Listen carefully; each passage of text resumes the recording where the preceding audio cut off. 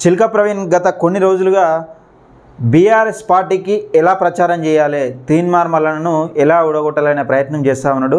ఈయనను తీన్మార్ మల్లన్నను ఓడగొట్టడానికన్నా బీఆర్ఎస్ పార్టీని గెలిపించడానికి తాపత్రయపడుతుంది. కానీ నిరుద్యోగులు ఇప్పుడు బీఆర్ఎస్ పార్టీకి ఓటేయమంటే నిజంగా ఏదైనా జోడించి కొట్టేటట్టున్నారు.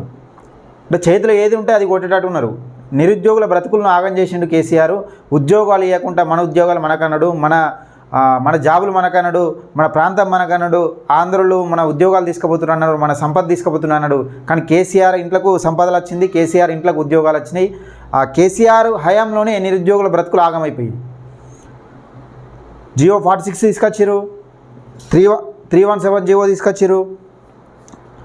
ఆ జియోల వల్ల నిరుద్యోగుల బ్రతుకులు ఆగమైపోయినాయి. ఇప్పుడు మొత్తానికి చిలక ప్రవీణ్ ఏం చేస్తూ ఉన్నాడంటే తీన్మార్ మల్లన్నను ఓడగొట్టడం కాదు లక్ష్యం. ఇక్కడ ఏం జరుగుతూ ఉన్నదంటే బీఆర్ఎస్ పార్టీకి ప్రచారానికి వెళ్తున్నాడు.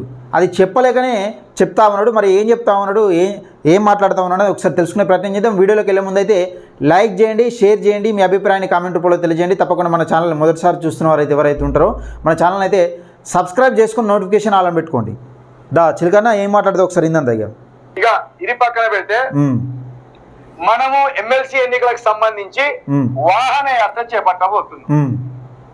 వాహన యాత్ర చేయబోతున్నాం. 10 రోజులు ఈ 3 జిల్లాల్లో మన వాహన యాత్ర ఉంటది. దయచేసి ఈ 3 జిల్లాల్లో ఉంటది. ఏంటిది? వరంగల్, ఖమ్మం, నల్గొండ.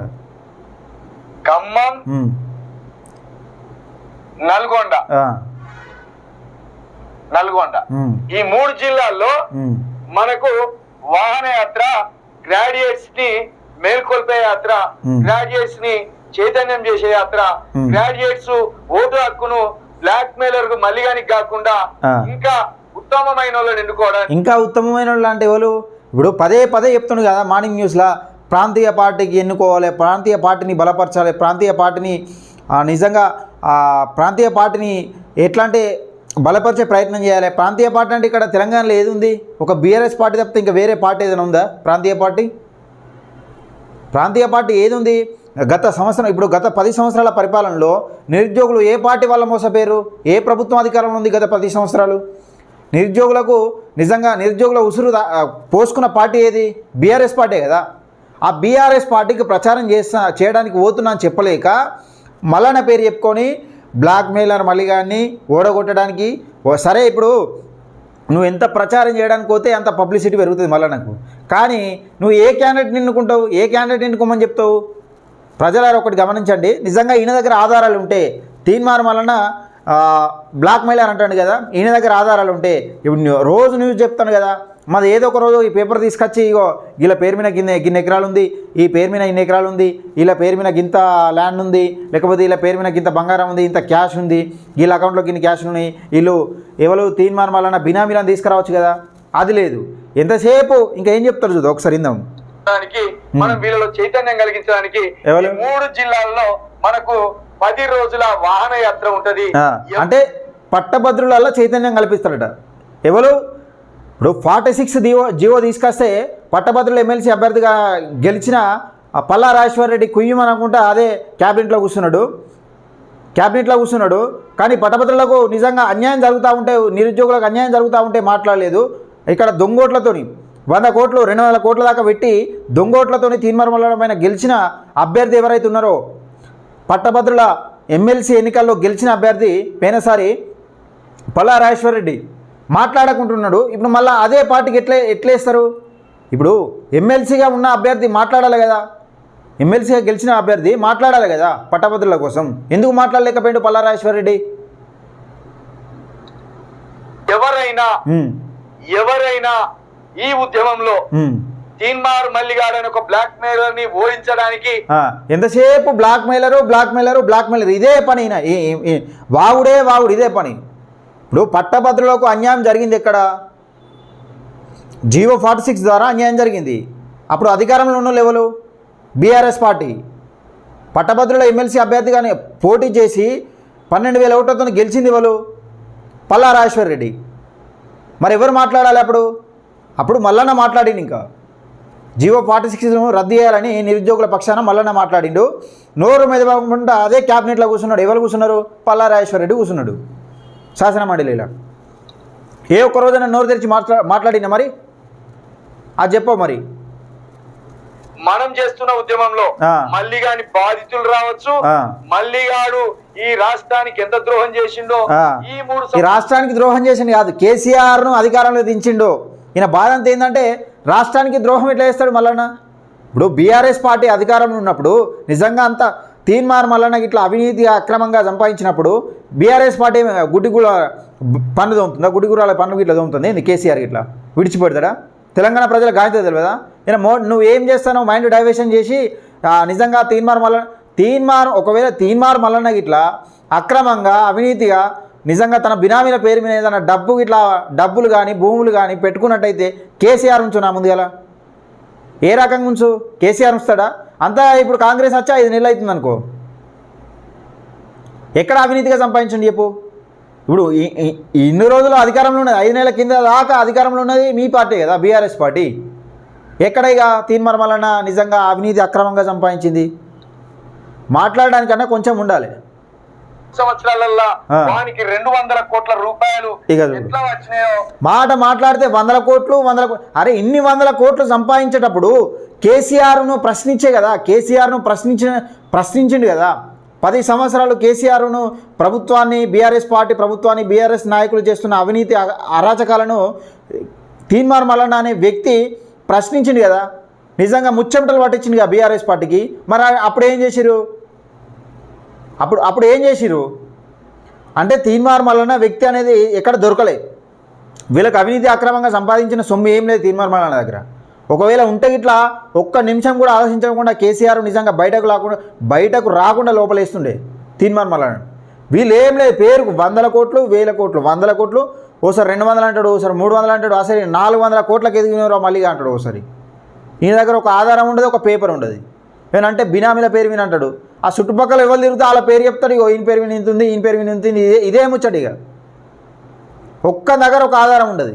100 కోట్లు, అరే 100 కోట్లు కాదురా బాబు, ప్రతిపక్షంలో ఉన్నాడు 100 కోట్లు సంపాదించంగా అధికార పార్టీలో ఉన్న కేసీఆర్ ఏం చేసిండు చెప్పు? ఇది నమ్మశక్యంగా ఉన్న మాట నేను అసలు నువ్వు ఏ రకంగా చెప్తున్నావు? కానీ ప్రూఫ్ ఉందా? అదే విధంగా వాడు 200 మంది గుండె ఆపరేషన్లు అంటాడు, అమెరికాలు అంటాడు, ఆస్ట్రేలియా అంటాడు. మిత్రులారా ఇది ఒకటి చూడండి, క్యూన్యూస్కు చాలా మంది వస్తూ ఉంటారు బాధితులు. ఇప్పుడు నిరుపేదలు వస్తూ ఉంటారు చాలామంది. అంతెందుకు నేను కూడా తీసుకుపోయినా చాలామందిని. ఇప్పుడు నేను కూడా ఒక నిరుపేద కుటుంబానికి సంబంధించిన వ్యక్తి ఏది దుబాయ్లో చనిపోతే వాళ్ళ కుటుంబానికి తీన్మార్ మల్లన్న ఆర్థిక సాయం చేయించారు తీన్మార్ మల్లన్నతోని. అదే ఇక్కడ సిరిసిలకు సంబంధించిన వ్యక్తి ఒక యాక్సిడెంట్లో కాలు కోల్పోతే, అంటే కాలు చేయి పడిపోయింది పని చేయకుండా అయితే కేటీఆర్ హామీ ఇచ్చిండు. కేటీఆర్ హామీ ఇచ్చి నేను చేపిస్తా అంటే నిజంగా ఆ కేటీఆర్ పేపర్ స్టేట్మెంట్లకే సరిపోయింది, కానీ ఒక్క రూపాయి ఒక్క చిల్లి గవ్వ కూడా ఆ బాధితునికి అందలే. అదే తీన్మార్ మల్లన్న దగ్గరికి పోతే దాదాపుగా ఒక 10 లక్షల పై చిలుకు హాస్పిటల్ ఖర్చు తీన్మార్ మల్లన్న పెట్టుకున్నాడు. క్యూన్యూస్ వేదికనే అది కూడా.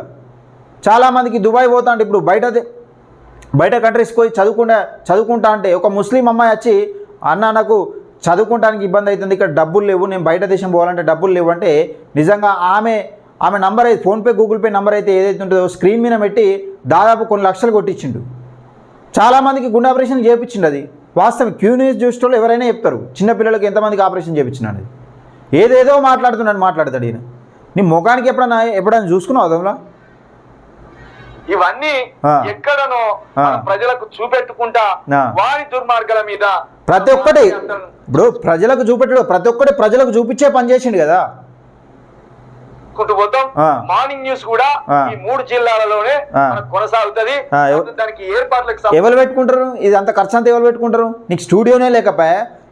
చూడరు మిత్రులారా, ఈయనకు సొంత స్టూడియో లేదంటాడు, నాకు రూమ్ లేదంటాడు, వేరే ఫ్రెండ్ దగ్గర చేస్తున్నా అంటాడు. ఒక ఫ్రెండ్ అంటే ఎన్ని రోజులు ఉంటాడేమో అంటే ఇప్పుడు ఒక ఫ్రెండ్ రూమ్లోకి పోతావు, ఎన్ని రోజులు ఉండనిస్తాడు? ఎన్ని రోజులు ఉండనిస్తాడు? మా అంటే ఒక 5 రోజులు, ఒక 10 రోజులు, నెలల తరబడి స్టూడియోలో వీడియోలు చేయనిచ్చుకుంటారు. ఎవడన్నా చేయనిస్తారు? ఎవడన్నా అన్ని లంగమాటలు నేర్చినావు. మొత్తం ఎట్లా అంటే మల్లన్నను ఇమేజ్ డ్యామేజ్ చేయడానికి ఈ న్యూస్ అనేది నడిపిస్తాను అంతే. ఇలా సబ్జెక్ట్ అనేది ఏముండదు. సంబంధించి ఇంకా మనము చాలా సమస్యలు ఉన్నది. ఎవరైనా ఈ వాహన యాత్రలో కలిసి రావాలనుకుంటే మాకు ఈ 3 జిల్లాలు తిరగడానికి మల్లిగాన్ లాంటి బ్లాక్ మెయిలర్ ని ఓడించడానికి.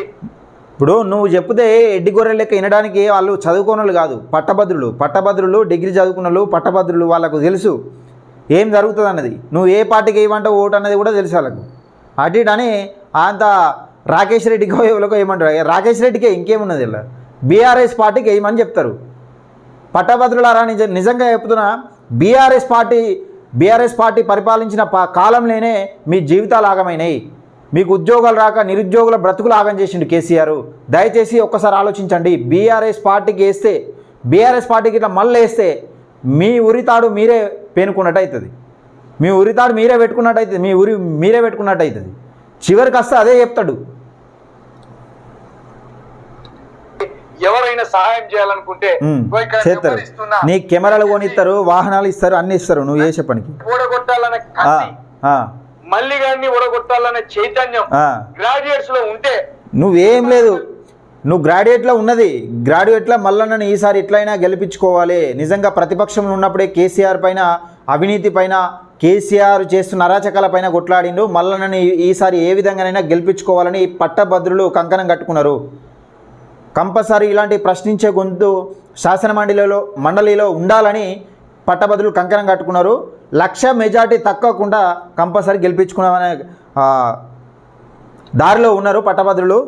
ఈసారి చూసుకోను. పట్టభద్రులకు నువ్వు చెప్తే ఇడ్డి గొర్రెలకు ఊపి నిజంగా పల్లా రాజేశ్వరరెడ్డికి అంతకుముందు వేసినట్టు ఇప్పుడు రాకేష్ రెడ్డికి వేసడానికి సిద్ధంగా లేరాడు.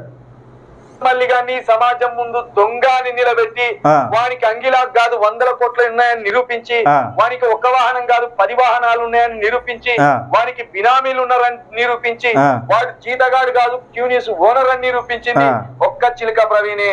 చూడురా చూసి ఏం చేసిండు, ఇంకేమంటాడు ఒక్కసారి. ఈ చిలక ప్రవీణ్ వెనుక ఎవ్వరు లేకపోయినా, ప్రభుత్వ సహకారం లేకపోయినా, పోలీసుల సహకారం లేకపోయినా, ఎవరెందుకు లేరు? ఒక ఆడియోలో నువ్వే చెప్పినావు కదా తమ్ముడు, మనకి ఎస్పీ ఉన్నాడు.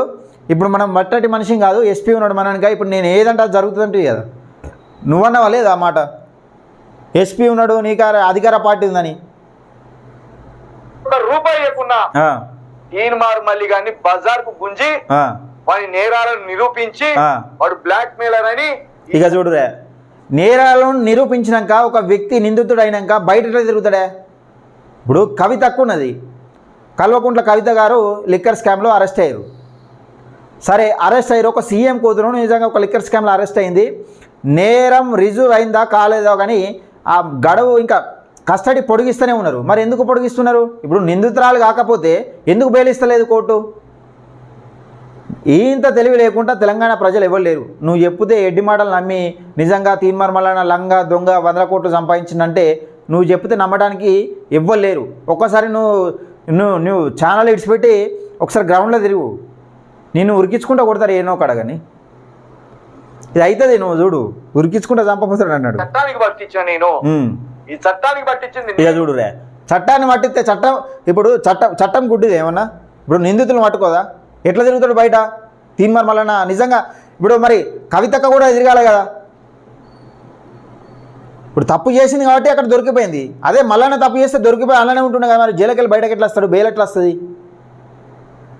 కాబట్టి వాడిని ఉడగొట్టవలసిన మొదటి బాధ్యత కూడా నా మీదనే ఉన్నది. కాబట్టి ఈ వాహన ఇక చూడు ఈయన కసంత ఎట్లున్నదంటే, సరే మల్లన్న గెలుతాడా ఓడతాడనే సంగతి పక్కకెట్టు, కానీ మా కేసీఆర్ను గద్దె దించుతావా నువ్వు?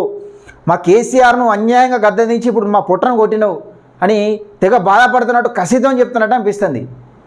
దయచేసి మిత్రులారా, పట్టభద్రులారా, ముఖ్యంగా ఒకవేళ మల్లన్న 100 కోట్లు సంపాదిస్తే ఆధారాలు చూపెట్టాడు. ముఖ్యంగా ఎవరి దగ్గర ఉన్నాయి, 800 కోట్లు ఎవరి పేరు మీద ఉన్నాయి, ఎంత రూపాయలు ఉన్నాయి, ఎంత భూములు ఎవరి పేరు మీద ఉన్నాయి అనేది చూపెట్టాలి కదా. ఆధారం లేకుండా అడ్డమైన వాగుడు వాగుతూ మళ్ళీ బీఆర్ఎస్ పార్టీకి ఓటేయాలంటే ఎవడు గుడ్డిగా నమ్మే పరిస్థితిలో లేదు. దయచేసి ఇలాంటి మోసగాలను నమ్మద్దు. ఎందుకంటే ప్రాంతీయ పార్టీని ప్రాంతీయ పార్టీకి సపోర్ట్ చేయాలి, ప్రాంతీయ పార్టీకి సపోర్ట్, ఏ పార్టీ అయితే న్యాయం చేసేది కావాలి, ప్రజలకు న్యాయం చేసేది కావాలి. ప్రాంతీయ పార్టీని చేస్తేనే, ఇప్పుడు ప్రాంతీయ పార్టీని 2 టర్ములు నమ్మితేనే 10 సంవత్సరాలు నమ్మితే 6 లక్షల కోట్లు అప్పు చేసింది. అదంతా ఎవడు కడతాడు? అది చెప్పావు. కాళేశ్వరం ప్రాజెక్ట్ అక్కడ కుంగిపోయింది. దళిత బంధు పేరిట 100 కోట్లు వృధా చేసిరు. ఇదంతా ఎవరికి చెప్తావు? ఇవన్నీ చెప్పవా? ఇప్పుడు ఆర్థిక వ్యవస్థను దెబ్బతింటానికి మూల కారణం ఎవరు? కేసీఆర్ కాదా తెలంగాణలో? ఇన్ని లక్షల కోట్లు అప్పు చేసినాక ఒక సామాన్యుడు ఎట్లా బతుకుతాడు? ఆ లక్షల కోట్ల అప్పంతా ఎవరి మీద పడుతుంది భారం అంతా? దయచేసి మిత్రులారా, ఇలాంటి దొంగ జర్నలిస్టులు అంటే కారణం లేకుండా ఏదో కారణంతో తీన్మార్మలను వ్యక్తిగతంగా విమర్శించడానికి ఛానళ్ళు పెట్టుకొని ఈ పబ్బం గడుపుకునే ఇలాంటి జర్నలిస్టులకు బుద్ధి చెప్పాలి. దయచేసి ఈ వీడియోని ఎక్కువ మందికి షేర్ చేయండి. నేను ఎందుకు అంటున్నా అంటే, ఆధారాలు లేకుండా ఇప్పుడు తీన్మార్మలను దొంగ అని నిరూపించిన, లంగా అని నిరూపించిన, 100 కోట్లు ఉన్నాయని నిరూపించిన, భూదందాలు ఉన్నాయని నిరూపించిన, భూ బాధితుల దగ్గర డబ్బులు తీసుకున్నాడని నిరూపించిన అంటాడు, లేకపోతే బినామీలు ఉన్నారని నిరూపించిన అంటాడు. ఈ నిరూపించిన తర్వాత తీన్మార్మలన్నాక ఇప్పుడు అంటే 5 సంవత్సరాలే కదా కాంగ్రెస్ పార్టీ, 5 నెలలే కదా కాంగ్రెస్ పార్టీ అధికారంలోకి వచ్చి 100 కోట్లు సంపాదించినప్పుడు కేసీఆర్ ఏ విధంగా ఊరుకుంటాడు? ఊరుకోడు కదా. దయచేసి మిత్రులారా, ఇలాంటి విషయాలు అర్థం చేసుకోలే కొన్ని ఛానళ్ళు తీన్మార్మలను ఇమేజ్ డ్యామేజ్ చేయడానికే నడుస్తున్నాయి. దయచేసి ఈ వీడియోని ఎక్కువ మందికి షేర్ చేయండి, లైక్ చేయండి, అలాగే మీ అభిప్రాయాన్ని కామెంట్ రూపంలో తెలియజేయండి. తప్పకుండా ఖమ్మం, నల్గొండ, వరంగల్ పట్టభద్రుల ఎమ్మెల్సీ ఎన్నికల్లో తీన్మార్మలకు మొదటి ప్రాధాన్యత ఓటు వేసి మెజార్టీతో గెలిపించుకుందాం. ప్రశ్నించే గొంతును చట్టసభల్లో నిలుపుదాం, మన సమస్యలను పరిష్కరించుకుందాం. దయచేసి ఈ వీడియోని ఎక్కువ మందికి షేర్ చేయండి, లైక్ చేయండి, మీ అభిప్రాయాన్ని కామెంట్ రూపంలో తెలియజేయండి.